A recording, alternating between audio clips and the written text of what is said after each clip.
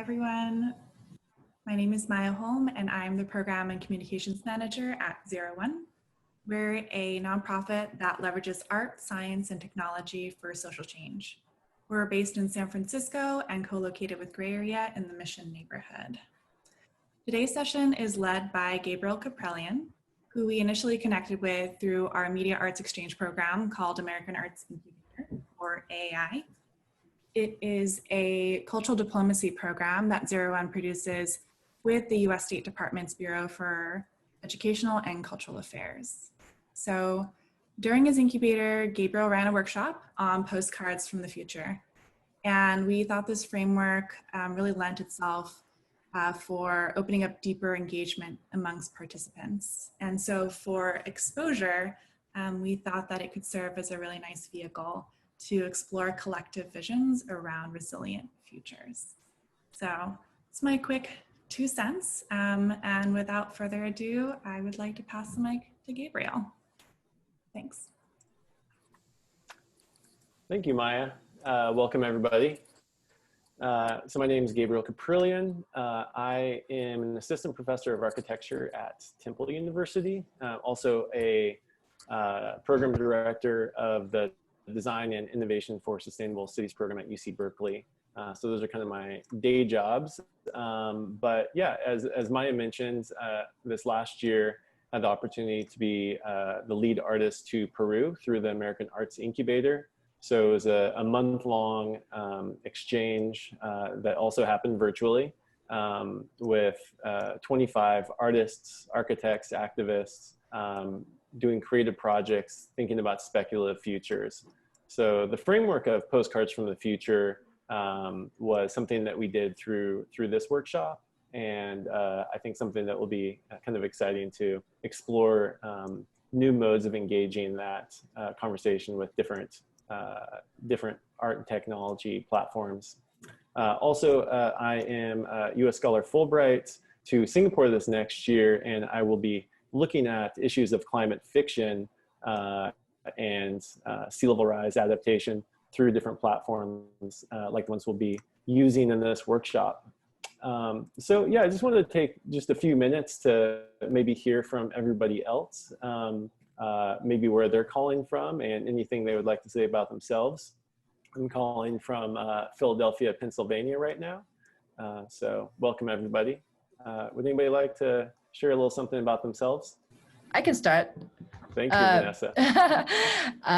I'm Vanessa. I'm actually curatorial co-director of Exposure. I'm calling in from San Francisco, and we could use a little bit of climate fiction right now, frankly. Right. Yeah, doing great and excited to see what you've been working on for us. Thank you, Vanessa. Hi, I'm Anandana, and I'm calling in from India. I was also a Fulbright Fellow in the States, so I'm excited to meet somebody who's part of the same umbrella. And I'm very excited to learn from you today. Thank you so much for organizing this and for sharing what you know. Thank you very much. Welcome. Hi, I'm Daniela, and I'm calling in actually from Germany right now. I'm actually located usually in the Bay Area. I'm an artist and filmmaker, and I'm actually studying right now in the UCSC, the certificate for UX and UI. So I'm a designer, a filmmaker, and I've always been an artist by heart, and I'm so excited that the technology and bringing the art and technology together is really, for me, it's the best. So I'm very happy about this exposure conference and very happy to be participating. Thank you. Great. Thank you, Daniela. Hi, my name is Celeste, and I live in the Bay Area, and I just found out about this conference last night through Evo, who is also on this call, and I just went and read a little bit about your profile, and I'm a VR artist and DJ, but I'm very, very concerned about the state of the planet, and I'm just trying to do as much as I can to learn about what's going on and different thoughts. And I read your profile and it just sounded really intriguing. So I'm happy to be here this morning. Great. Thank you so much for joining. Yeah, wow. People coming in from all over the world. I think it's there are some silver linings, I think, to where we find ourselves right now. And I think, the virtual platforms that we've been using are both kind of exhausting sometimes being on Zoom, but also pretty amazing that we can connect with people all over the world. I've been working with VR, AR, XR since an artist in residence I did with Autodesk back in 2014, but recently got back into it a bit more, mostly just out of necessity due to the pandemic, and kind of found that it's, I feel like I'm just scratching the surface in reality. So, what I'm going to share with you today is just some of the stuff I've been working on, some platforms I've been using, and actually it'll be somewhat interactive to create stuff. Hopefully, you will create some stuff for the next workshop that we'll have, and then also some other people as well. So what I'm going to share with you in the chat box right now is a link to a document, Google Doc, that basically has the itinerary and kind of all of the links that I'll be sharing with you today. So I think what I'll do is I'm going to share my screen and just kind of go through some of the different parts of what I want to share with you. So let me see. Wonderful. Okay, so welcome to the Postcards from the Future workshop, where we will be exploring collective visions of resilience. So in this first workshop, I'm going to share with you some different platforms for virtual and augmented reality to kind of talk about how we might use these to explore modes of speculative futures and climate fictions and different narratives.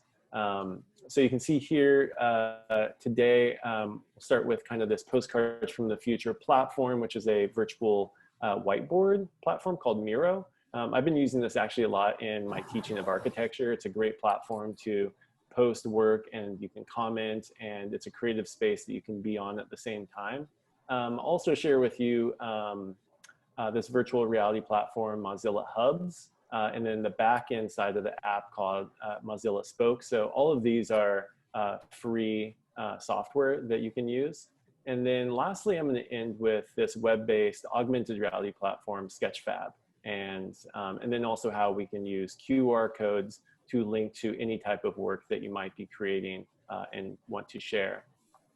So that will lead us to the second workshop, which we will kind of look at what work people have uploaded, participants in the workshop or other people who are joining us virtually right now who would like to upload some work. And I'll share with you how to do that and where to do that. And then I'm going to take all of that work and put it into a virtual reality gallery, which we can all enter and then co-create the space together on Sunday.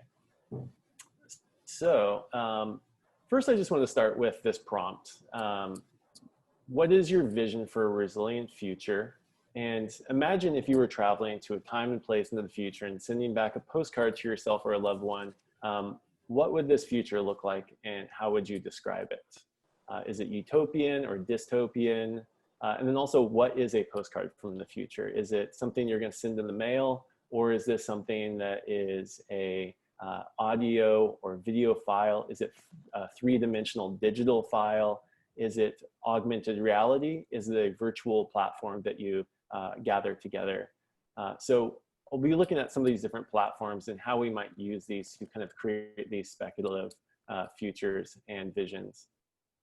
So first thing I want to show you is just some of the work from the American Arts Incubator, Peru. So if you actually go down to the virtual canvas here, you can see an example of some postcards from the future that we created during just a similar workshop where the artists had, a day to kind of create a postcard from the future. So you can see here, these are just some different postcards from the future that were created by kind of artists and people aligned with the art field, but not necessarily art practitioners. And you can see it's kind of a mixture of some photo collaging that was created along with some GIFs and also some audio that was embedded. So it was a whole kind of series of kind of different approaches to think about what these speculative futures might be like, and then also kind of creating a written narrative, writing back about what this future might be. So I'm just curious, maybe we can go around really quick and just share what you think, maybe if you were to think about this prompt, what is your vision for a resilient future? What are some ideas that you might have, and how might you create those? What platform would you want to use for it? So would anybody like to share? I'll share. Thank you. So the first thing that came into my mind is like a hologram, possibly because I saw Diplo perform as a hologram for the first time in AltSpace this last week during some of the Burning Man VR festivities. So like a help me Obi-Wan probably, and it would come from the future. And I think I'm generally an optimist, and I think it would be coming from a more utopian future where humanity miraculously was able to change course and save the planet and the planet's health, the ecosystem's health. And there would be, I would let myself know that there was, the forests were flourishing, cities were planned more sustainably, functionally, and the global economic system was healthier, and there was no income inequality. There was more balance and no extreme poverty or suffering. Just just a redistribution of wealth all around, and how flourishing, functioning societies, and also Earth ecosystems. That is a beautiful vision of the future. Yes. I think we need that optimism right now, and I love the hologram. I love the the Obi-Wan. I wonder who would be that. So would it be you kind of coming back and talking about this future to yourself, or who would you be sending this hologram to? I don't have kids, so younger generations, maybe my nieces and nephews. Yeah, that's beautiful. Thank you. Anybody else? So yeah, I've been thinking about the future a lot, and I don't know, can you actually see me? Did I turn it on? Right? Okay, good. So the future for me is in an interesting way. I'm very creative, but on the level of the future, I'm seeing a lot of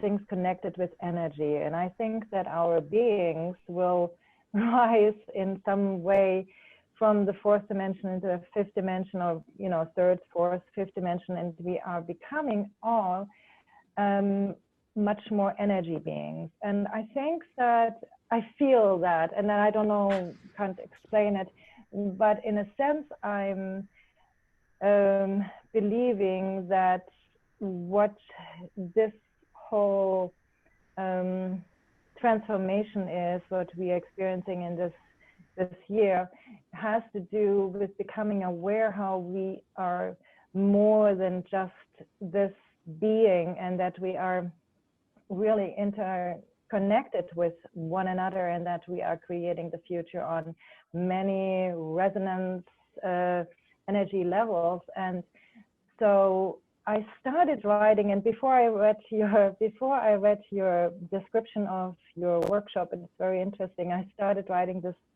in the spring, I had this epiphany where I was writing from the future. And in an interesting way, I saw that, of course, we are dealing with a lot of dark energies right now, and everybody experiences that, and it produces a lot of anxiety and anxiousness and fear in people and in all of us. And so it addresses us in a different way of how we have to overcome these belief systems within each other, and how we are really connected in a much larger field of connectedness. So I'm just seeing that we are tapping in this transformative sphere into another place of, hard to explain, in another field where the belief has to be so strong that we can see it. I mean, we have to rise energetically to this other dimension. And so part of me as an artist, I would love to be part of this as what is called the envisioning, you know, that bringing tools or visions into, we are all visionaries really. And if we can bring ourselves into the next dimension and help each other to bring each other into this next dimension, then we conquer fear, we conquer belief system, we conquer, you know, the evil powers who are out there and trying to control us. And you know, we can sort of like be untouchable through the inner power and through the power of the light of really, which is a guidance in resonance. So there is a field in which, and this is why I'm loving these new the new discoveries in science and all of this. And I think we will be extremely surprised how obstacles will resolve in easy ways, and how we become more interdimensional in understanding suddenly more subtle energies, and how we are transporting maybe in other dimensions in a much more easier way than we ever believed. So I have that vision, and I can't explain it why, but I think my dreams, and I always been a big dreamer, and I just believe that the power is so close to us. You know how we haven't seen the ability that, you know, the people in the last century didn't know that there are going to be airplanes. So I think we are on another threshold like that. So we slipping into another portal of another dimension, and bigger than us. And yeah. Bigger to be explained. So I hope it makes sense what I'm saying. Yeah, no, thank you for sharing that. And I think, you know, I'm interested in what the role of art and technology and narratives is in kind of communicating this with each other. Right. So yeah, let me share some of the platforms now that, so this was one platform that we used to, you know, create these, you know, different visual, audio narratives of different potential futures. And so what I've created for this workshop is kind of our own space here. This is on the platform Miro, and it's kind of just a virtual whiteboard platform, but I've created, you know, a whole series of places where you can add one or more different postcards of potential futures. So I put one here from one that I created for Peru, for Lima, this idea that the future is green, cars have been outlawed on the streets, they're now filled with wildflowers and paths for walking and biking and food stalls, and the skies are a deeper blue, and birds can be heard singing in the city again. So that was my I think also optimistic vision. And then here's a couple ones from some of the artists from Peru. This one is an embedded sound file. So you can go in here and upload files from your device. You can upload a URL. So this is something from SoundCloud that Randy Alva created. So a little bit loud. I guess I don't know if you can hear it. I think I would have to undo my headphones. And then this is another one here. It's just a QR code. And if you actually take your phone out right now, and if you have an iPhone, it should be able to work on the link, or if you have a QR code scanning link, and you just take a photo of it, or just hold your camera. You should go to a YouTube video created by Giovanna Palacca called Ancestros y Futuro. So beautiful kind of vision that she created about her kind of family and culture.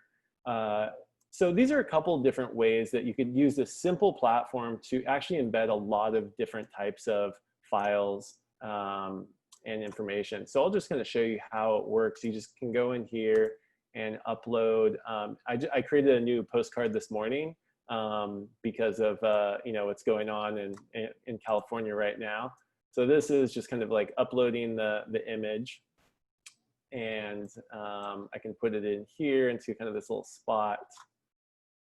And let's see, I'm gonna size it, and I can go in here and I can crop it.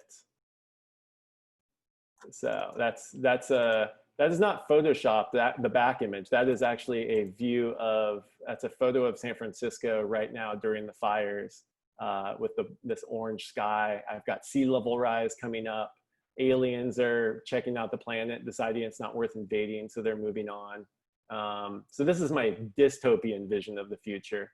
You can also go in here and you can add some text and type in, hello from the future. And write your story. You can actually write it with a pen. I don't have a greetings. Oh, that's awful. I'm gonna undo that. But you can see you could write it if you've got a tablet. So I invite everybody participating, watching, to upload something here. I'm going to share this link as well. With everybody here on Zoom. I think I have to stop sharing for a second so I can upload the link. There's the Miro link, and also that is in that Google Doc that I shared earlier. So that's one platform that I would love everybody to participate, and I'll show you where that's going to kind of go later on. So this will kind of live and have a place of its own. I can actually go in here and I can go and export each of these frames that I've created.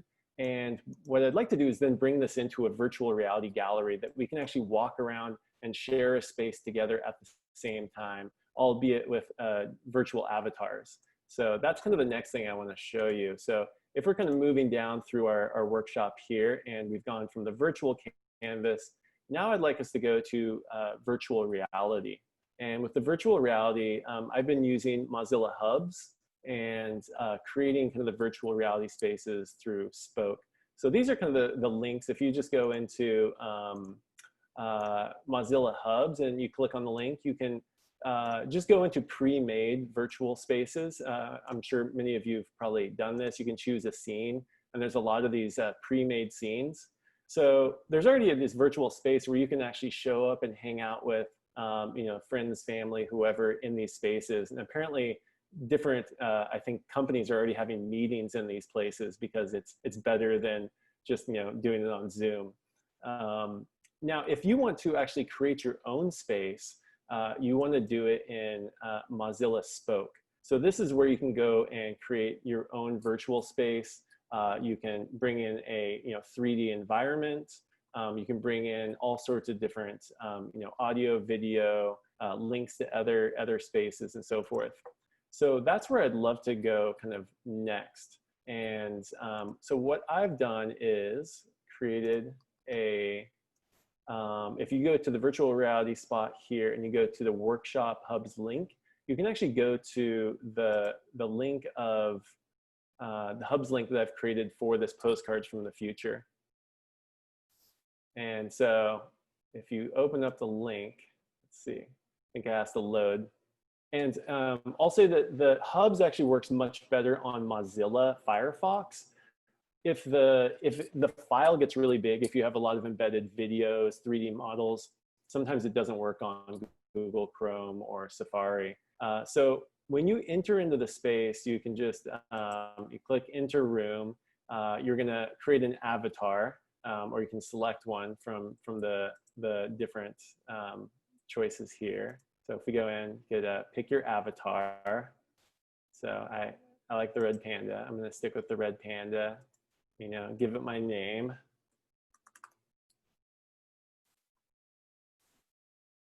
And you can also connect to a VR headset if you have it. So Oculus or VR, Steam VR.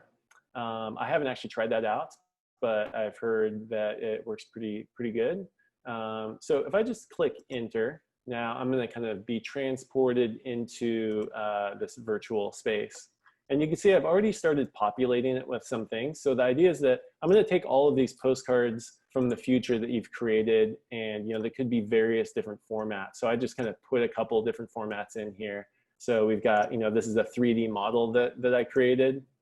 So you can kind of walk around the space, check out the 3D model. You can see that, for instance, here is the video that we had the link to earlier. And if you right click on anything, it covers the full screen. In fact, I'm gonna actually pull out my headphones now.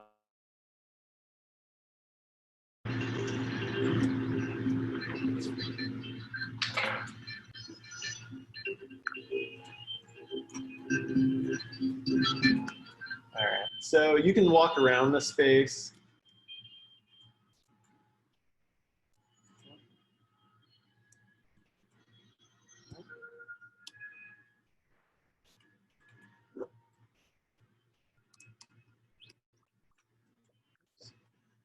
Looks like somebody else is joining. So you can embed audio files. You can put different collages that you might create if you know you're creating a postcard collage. You can also create virtual and augmented reality. So this is another link here. So if you were to hold your phone up and take an image of this, this is going to bring you to a 3D model on Sketchfab. And so also, I'm going to show you how to create an augmented reality file from this in a second. Also, if you're interested in creating your own virtual reality space, we can create links to different rooms. So right here, I've got a link to another Mozilla Hub room. So if I click on Visit Room, this is going to transport me to another virtual reality space. So if your postcard from the future happens to be creating another Mozilla Hub, then we can link that. And so you can have worlds within worlds within worlds. So this was just a open house I created for the summer program. So this is like different student work. And so it was a great platform to show the students you know, different work from the past, and we could hang out in the same room together, have a conversation. Of course, you can't really see myself right now, so I have to take a selfie there. So I can do a selfie here. It's much funner when you have friends with you.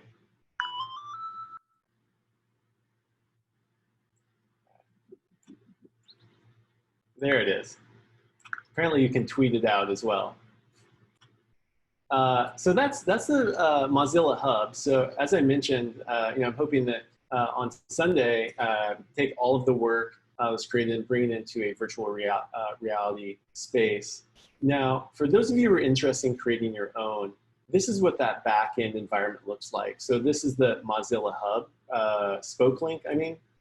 So in here, what you can do is this is where you can populate a virtual space with any kind of content that you might want.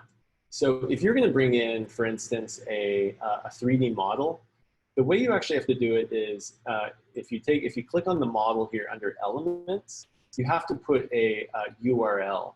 So what I typically do is I use Google Poly, and Google Poly is a place where you can take a 3D file like a .obj or FBX, and you just go in here and you upload that file format. And once you do upload that file format, you can go in here and click share, copy this link, and then you can bring it back into Hubs here. So I'm going to take this model that I've created, delete it, and go back in here and model. I'm going to add a new version. So I just click in here into the model URL, and this allows me to bring any 3D model through Google Poly. You can see it's right now it's at 0.1. I'm going to put it at 0.1 scale, maybe 0.15. Right, so there, now I'm placing it in the model. And you can see you've got these little toggles to move it around. So it's, it's pretty similar if you want to, for instance, place different assets. In this case, these are all the assets that I have right now. I can just go and upload and, find my San Francisco postcard and bring that in, and it uploads the file, and I'm able to place it, for instance, on the wall or in the space in some way. So I can actually delete this link here if I want. I can place this on the wall. Does a pretty good job. You can see up at the very top here, there's kind of a grid that allows me to kind of pull things in and out based on these different kind of meters. So I can click it here. I can drag it, and you have to be aware of moving outside of your own space. So I can bring it up and down on the wall. I can change the scale of it. I can change the orientation if I wanted, if it was on the wall incorrectly.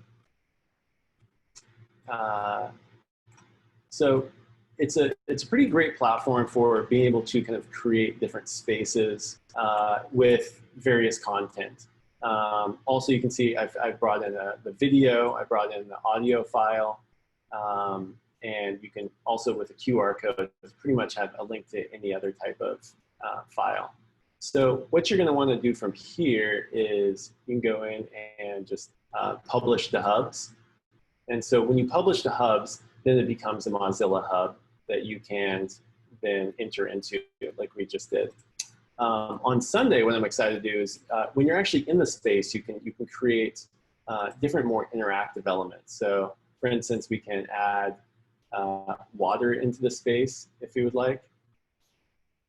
So I can water kind of bigger here. You can also add more interactive components, particle emitters, different kind of objects in the space. So if you're not, for instance, a 3D modeler, when you're in Mozilla Hubs, you can actually go in and add pretty much anything that you find on Google Poly. So you can look up all sorts of different virtual environments or 3D files, and you can bring them directly into Hubs. So I'm curious if anybody has any questions about the virtual reality spaces before I kind of go and kind of show you the augmented reality through Sketchfab.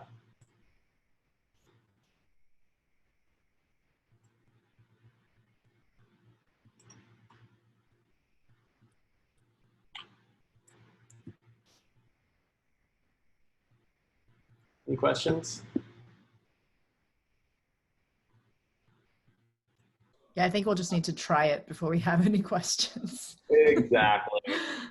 It's a lot easier than it looks, really. And I'm more than happy to share some kind of tips and so forth.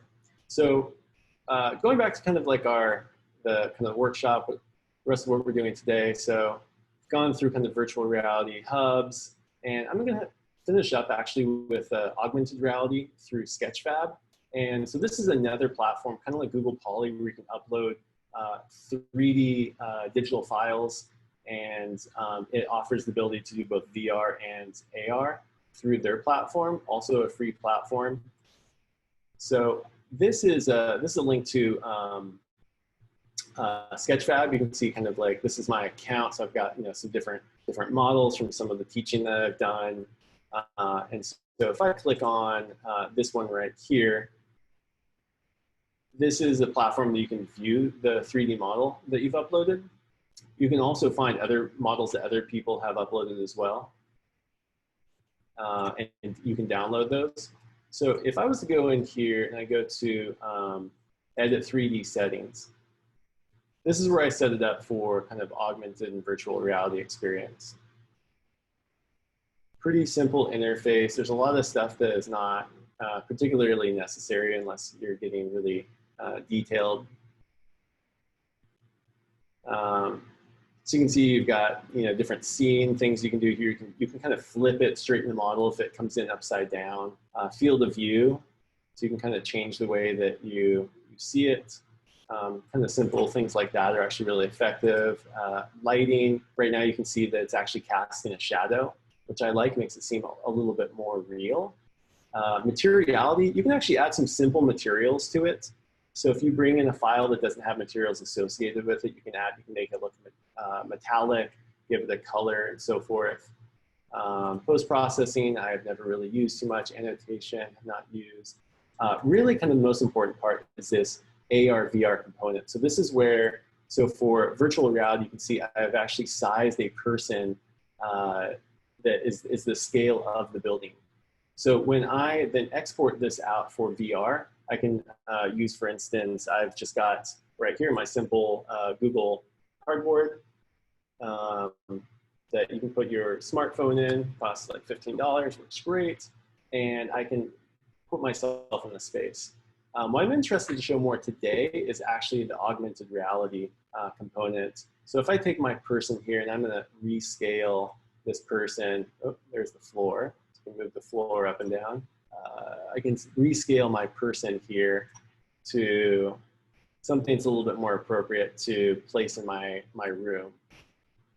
So I can make the person now almost as big as the object. And I go to save settings, and I can exit here.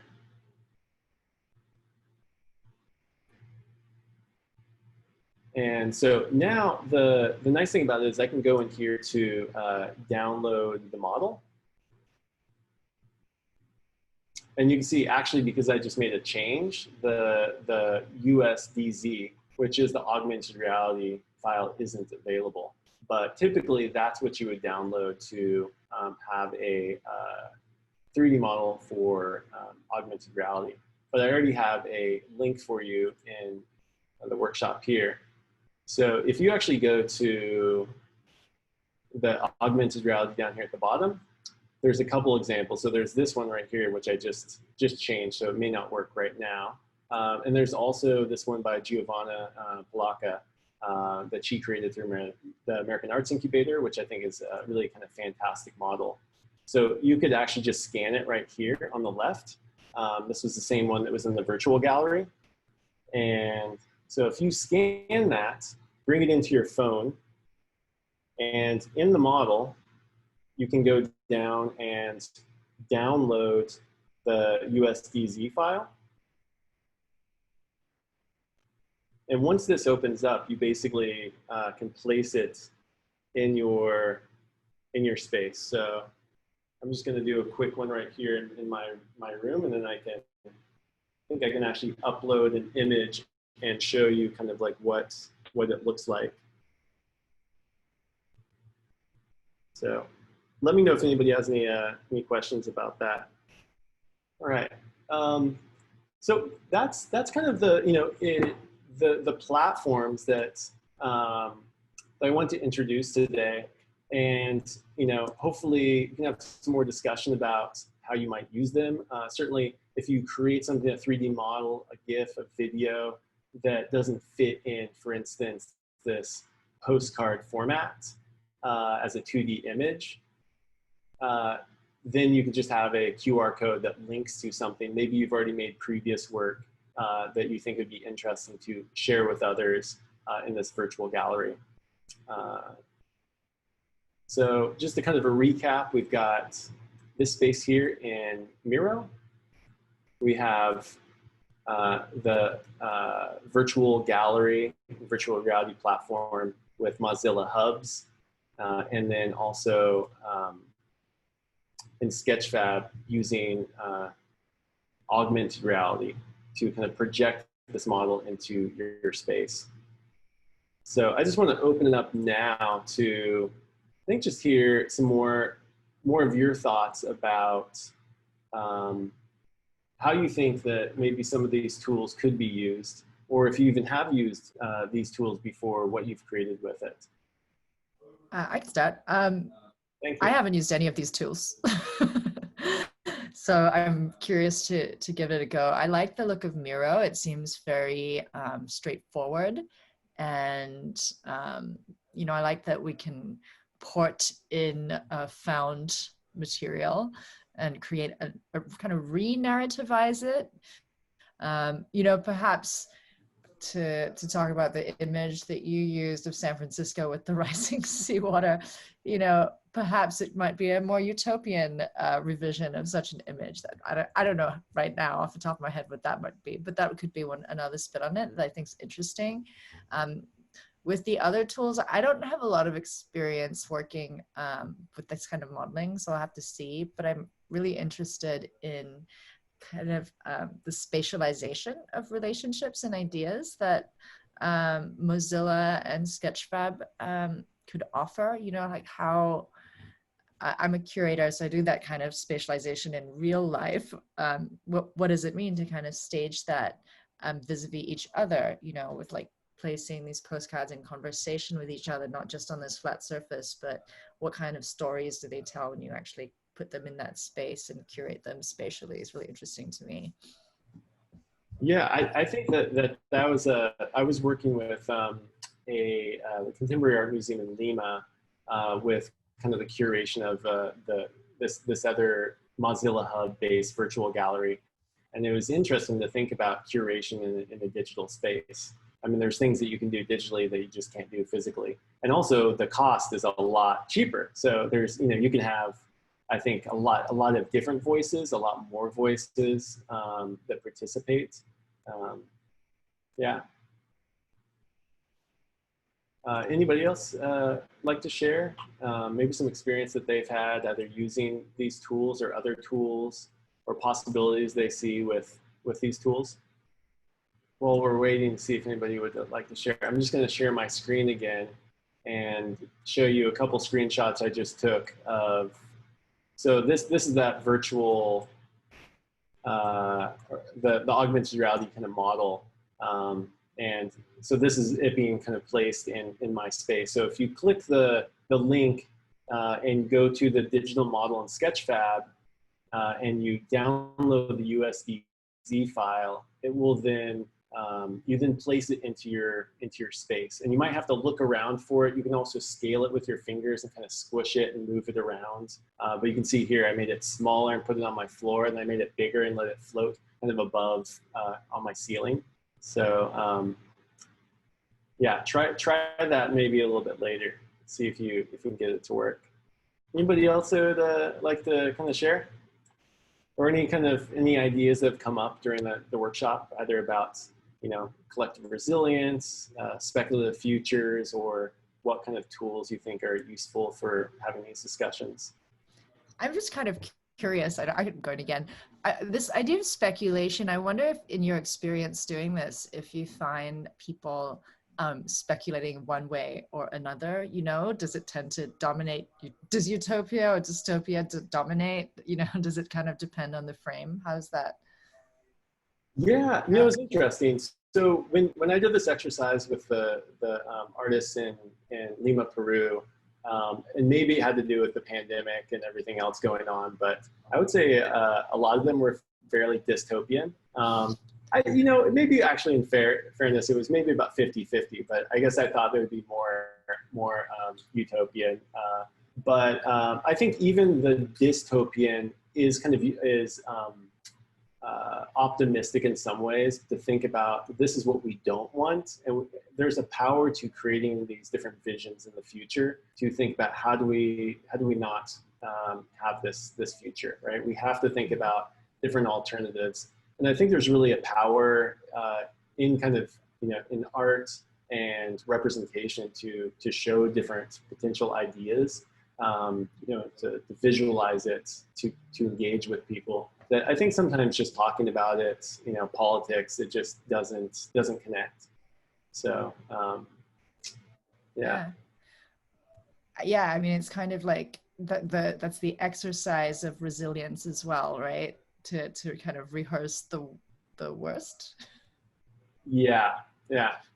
So I teach architects, and I would say it's usually a little bit more on the optimistic side with architects, mainly because I think you have to be optimistic when your profession is to kind of build out what the future will be, either buildings or cities. But oftentimes architects don't really have they have the tools, but they don't have the agency to create change that they want to see, because we're typically hired by, somebody who wants us to build a building. So it's kind of the tools that I think architects are also looking at, merging a little bit more with kind of like the art and technology world, to think about how we can collaborate a bit more and think outside of the box of traditional buildings and city design. So I'm really interested in how these tools can enable some of that collaboration. Ananda and I had a question in the chat. I don't know if she wants to say it herself, but she said, I wonder if the avatars themselves can be speculative. What would future attendees themselves look like? Yeah, interesting. I don't know. It is kind of funny that so when you're actually in Mozilla Hubs, the experience is actually, I think, very kind of humorous and awkward, because you're disembodied, but you actually walk around in the space and you hear people when you get closer to them.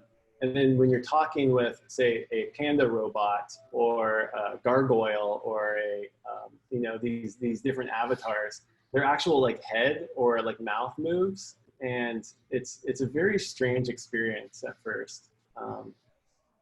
So yeah, I'm not sure. You can create your own avatar in it. I'm not sure how much flexibility you have. I've only like wrapped the skin on the outside of a pre-made one, but I think it'd be interesting. Yeah, there's definitely a gamification involved. I mean, do you wonder if that's part of this, that work of imagination? I mean, I think about Second Life as something where people kind of choose to be something else. I mean, Jeremy Crandall here just had a comment about Burning Man in VR, and it's the same thing. You could choose what you looked like. And how does that change these curatorial relationships that you're trying to stage here? Mm-hmm. Yeah, I think that's interesting. I remember hearing a lecture where they talked about Second Life, and kind of this idea that a lot of like virtual reality platforms, ultimately we become somewhat bored with, because it's not connected to something in reality. That's where I'm interested in how the virtual space and whatever our physical reality is kind of merged together, or how augmented reality might kind of blend some of the digital physical relationships. But certainly, with even this workshop I was leading in the summer in Peru, we were not able to actually physically be in a space. We were all on Zoom, this flat screen. And there was something about going into the Mozilla Hubs platform that actually made us feel like we were in a space together for the first time. And so that was an interesting experience. Even though it was still on the same screen, it was still all digital, we could actually walk by each other. We could, walk over to somebody else and have a conversation. So yeah, that was pretty interesting. I liked what DJ Celeste was talking about earlier with holograms, though. That then becomes a little bit more like the augmented reality, I guess, where they're in your physical space. Yeah, I think we're wrapping up here. I don't know if anybody else has any kind of like final comments. I do hope that I'm gonna upload the link again to both the document from this workshop that has kind of all of the links that I just went over, and also specifically the link to Miro, where I do hope that you're able to upload some work that we can turn into a virtual gallery for Sunday. So there are those two links. Great. Yeah. Thanks everybody for attending and watching in some virtual space somewhere in this world. Yeah. And thanks, Gabe. Great to meet you. Yeah. Thank you, Maya. Thank you, everybody. Cheers. Thanks, everyone. Oh, and just a final note, Gabriel added the links Thank to you. the documents, but also I added a Zoom link to part 2 on Sunday. So hopefully we'll see you all there. And I heard Daniela say thank you. So thank you as well for coming. Cheers, everyone. Thanks so much.